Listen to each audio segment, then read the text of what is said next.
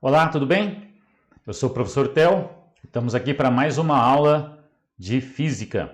Na verdade, nessas aulas a gente agora está vendo um pouquinho de vetor, um pouquinho de matemática, uma ferramenta importantíssima para nós.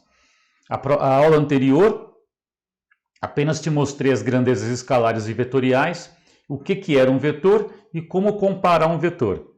Tá? Então, se você não sabe o que é um vetor e por que eu preciso de vetores em física e como comparar vetores, não assista essa aula antes de assistir a primeira aula de vetores. Mas se você já sabe, vamos lá para a segunda aula. Vamos somar vetores.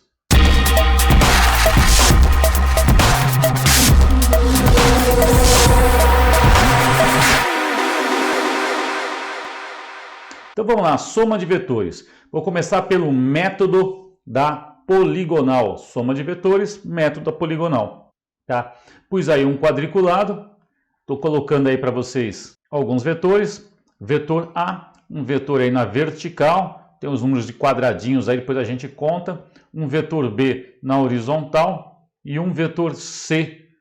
E eu quero obter a soma de A mais B mais C. Então como é que eu somo vetores? Somar vetores é simples, é ligar um vetorzinho no outro, a origem de um na extremidade do outro. O que eu fiz? A soma de vetores, diferentemente de escalar, é uma soma obtida geometricamente. Não obtenho soma de vetores como eu obtenho soma de escalar. Quer um exemplo? Se eu falar para você que eu vou somar 10 graus Celsius com mais 5 graus Celsius, são 15 graus Celsius, você não precisa de nenhuma outra informação. Se eu falar para você que eu vou somar 5 horas com mais 3 horas, são 8 horas. Você não precisa de mais nenhuma outra informação. Mas essas grandezas aqui, digamos que fossem deslocamento. Se alguém se deslocou na direção, sentido e módulo do vetor A e depois se deslocou na direção, módulo e sentido do vetor B e ainda se deslocou na direção e sentido e módulo do vetor C, o deslocamento resultante, que importa, é de onde eu saí, onde eu cheguei. Aqui está a soma do meu deslocamento. Veja que não é somar como eu somo escalar. Eu tenho que fazer uma soma geométrica. E um dos métodos para somar grandezas vetoriais, que é chamado de um método da poligonal, saindo da origem do primeiro e chegando na extremidade do último. Aqui eu obtenho a soma. Esse vetor S me representa a soma do vetor A mais o vetor B mais o vetor C. Supomos, por exemplo, que vetor A, B e C fossem deslocamento. Então eu tenho aí uma soma de deslocamentos, obtendo um deslocamento resultante. Mas se você me disser que o A tem um valor de 1, 2, 3, 4, 5, 6, 7, 8, 9, 10 quadradinhos aqui, poderia ser 10 metros se fosse deslocamento, por exemplo. E o vetor B, será que é o mesmo? 1, 2, 3, 4, 5, 6, 7, 8, 9, 10, 11, 12, é um pouco maior. E o vetor C? O vetor C eu tenho 1, 2, 3, 4, 5 quadradinhos para baixo e 2 para a direita. Ele está inclinado. Quem vai ser a soma? Se eu fizer esse desenho, eu vou obter a soma. Agora, se eu contar aqui, eu vejo quantos quadradinhos eu tenho para a direita, que vão dar 12, e eu sei quantos quadradinhos eu tenho para cima, 3, 4, 5, e eu obtenho o tamanho do vetor S, do deslocamento, se fosse o caso. Tá? Esta soma eu posso obter fazendo, por exemplo, um Pitágoras. Depois de feito o desenho, quem seria esse vetor S? Pego o vetor A, que eu estou dizendo que o módulo do vetor A é 10 unidades, aqui está, ó, o A entre barras, dizendo que o A tem 10 unidades, não importa o que seja. É velocidade, 10 km por hora, não importa. É deslocamento, 10 metros, não importa. O vetor B tem 12 unidades e o vetor C, somente fazendo Pitágoras para descobrir o valor dele. Quantas unidades tem o vetor C? Se você medir aqui, ele tem 2 quadradinhos para a direita.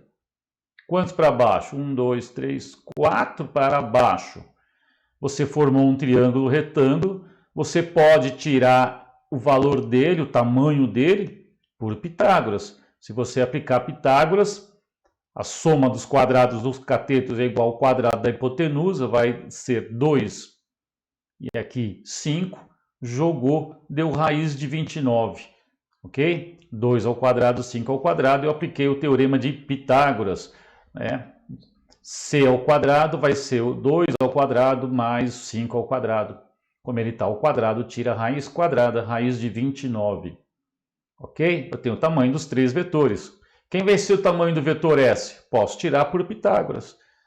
É este tamanho, esses quadradinhos medidos aqui nesta direção, e esses quadradinhos medidos aqui na direção vertical. Tá? Eu fiz a conta aqui para vocês. Aqui eu tenho 14 quadradinhos, elevei ao quadrado. Aqui eu tenho 5 quadradinhos, elevo ao quadrado. E eu tiro a raiz quadrada, eu obtenho a minha hipotenusa, que é justamente o valor do vetor soma. Deu raiz quadrada de 221. Não estou preocupado com o valor numérico agora, eu não extraí as raízes. Eu estou mais interessado que você entenda o método para somar vetores. Somar vetores é só ligar um vetorzinho no outro. Professor, a ordem faz a diferença aí? É comutativa? Faz diferença se eu, ao invés de ligar o A no B, eu ligasse A em C, depois ligasse o B? Não, mas você poderia fazer esse teste. Então não importa a ordem, se somar A mais B mais C, A mais C mais B, você obtém o mesmo resultado. Ainda soma de vetores. Tem outro método de somar vetores? Tem. Tá? Tem outro método chamado método da paralelogramo, ou seria do paralelogramo. Tá? Pus aqui dois vetores A e B para você e vou somar esses dois vetores, vetor A e o vetor B. O método da paralelogramo ele é um pouco diferente. Ele só dá para somar dois vetores. E ao invés de ligar a origem de um na extremidade de outro, nós vamos ligar os vetores na mesma origem. O que eu quero dizer? Aqui é a origem do vetor A, mas também é a origem do vetor B. Eu arrastei o vetor A para cá, arrastei o vetor B para cá e liguei eles na mesma origem. Como o nome já está dizendo, é o método da paralelogramo, então o que eu vou fazer? Eu vou traçar paralelogramo aí. Como eu traço paralelogramo? O paralelogramo basta que você faça uma linha paralela a um vetor passando na extremidade do outro. Então eu tracei esta linha pontilhada paralela ao vetor A na extremidade do vetor B. Qual seria agora o próximo passo? Traço uma paralela ao vetor B passando pela extremidade do vetor A. Esta linha é paralela ao vetor B na extremidade do vetor A. Quem seria o meu vetor soma? É justamente a diagonal do paralelogramo. Tá ok?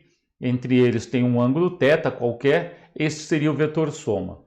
Teria outra maneira de fazer? Você poderia ter feito aquele mesmo processo de ligar um vetorzinho no outro. Eu poderia ter posto o vetor A aqui e ligado na extremidade do vetor A o vetor B. E aí eu fecho a figura, saindo da origem do primeiro na extremidade do último, exatamente como foi feito no anterior, e eu obteria o mesmo resultado. Então esse S representa para mim o vetor A mais o vetor B, seja A e B qualquer grandeza. É lógico que o A e B tem que ser a mesma grandeza física, eu não posso somar grandezas físicas diferentes. Lei dos cossenos, porque acabamos de somar o vetor e aqui eu não tenho quadriculado, professor. Como que eu vou falar? Quanto vale o valor desse S? Por exemplo, professor, se o A valesse 5 unidades, o B 6 unidades, quanto iria valer o S? Como eu determino o valor desse S? Vamos lá? Para fazer isso, eu preciso da lei dos cossenos. Vamos dar uma olhada na lei dos cossenos? Vocês lembram da lei dos cossenos? Aprenderam lá na matemática? Lei dos cossenos.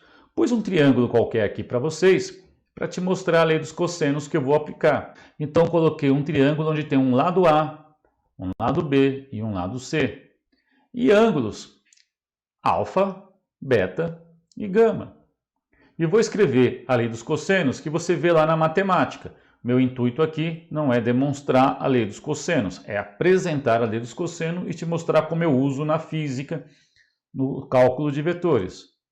Então a lei dos cossenos diz o seguinte: se eu quiser saber o valor de A, eu consigo obter o valor de A partir dos outros dois lados do triângulo e do ângulo entre esses dois lados. Eu vou repetir. Eu consigo obter o valor de A, que é um lado do triângulo, através dos outros dois lados do triângulo, B e C, e do ângulo entre esses dois lados. Veja como é bem parecido com o teorema de Pitágoras. Aqui eu vejo que A ao quadrado, esse lado aqui do triângulo, ele é igual a B ao quadrado mais C ao quadrado. Até aqui está bem parecido com o teorema de Pitágoras. Menos quem? 2 vezes B vezes C, que são os dois lados que estão formando o ângulo alfa, vezes o cosseno do ângulo alfa. Se eu souber B, C e o ângulo alfa, eu sou capaz de obter o valor de A. E como que fica essa expressão se eu quisesse calcular o valor do B? Ora, se eu quisesse calcular o valor de B, eu precisava conhecer o valor de A e C e o ângulo entre A e C, que aqui neste caso eu chamei de beta.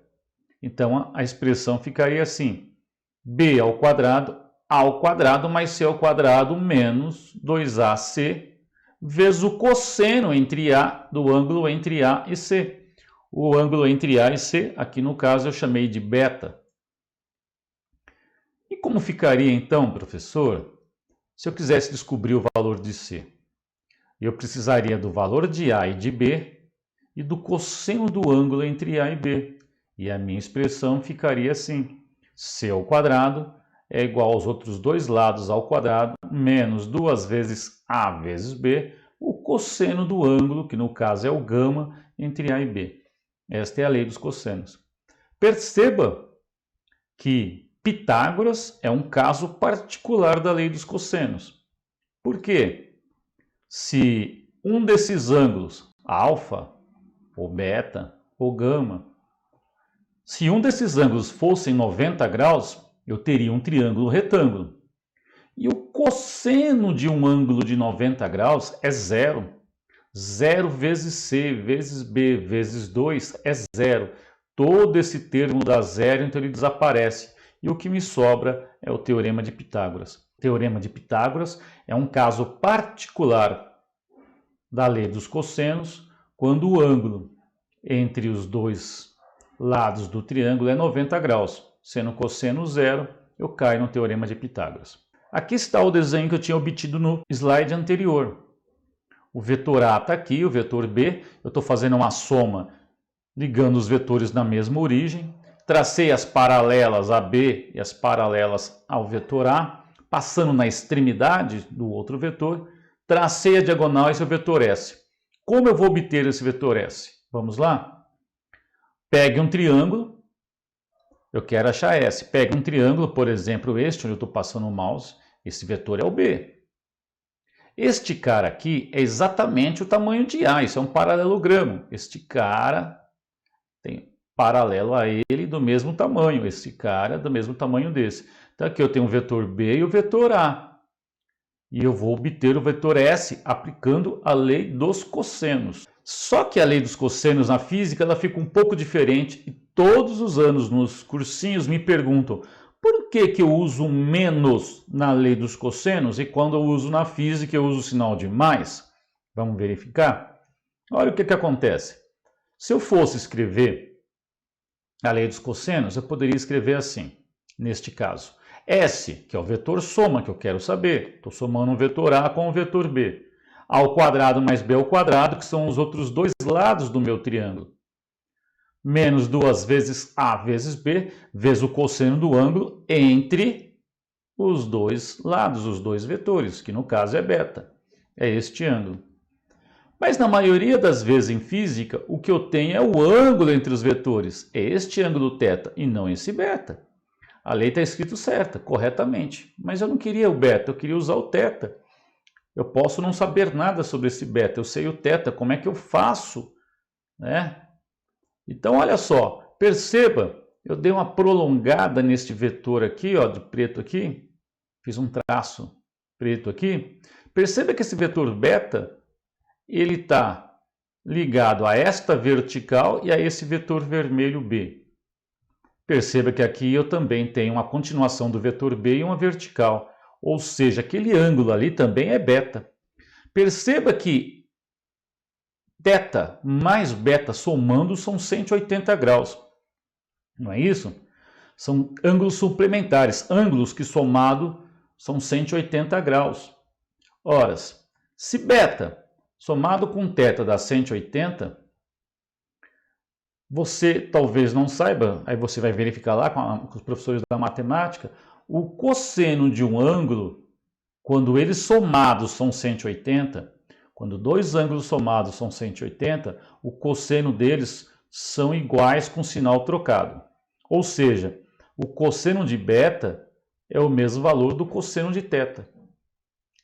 Só que um é positivo, o outro negativo. Isso é válido para qualquer dois ângulos que somados, né, são ângulos suplementares que somados dão 180 graus.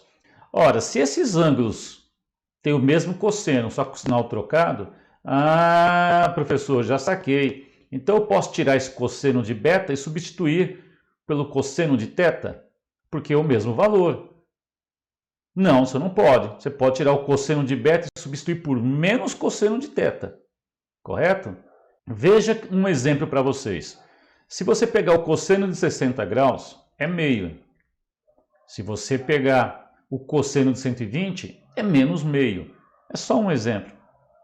Veja que o ângulo de 60 somado com 120 é 180. Então, eles são ângulos suplementares.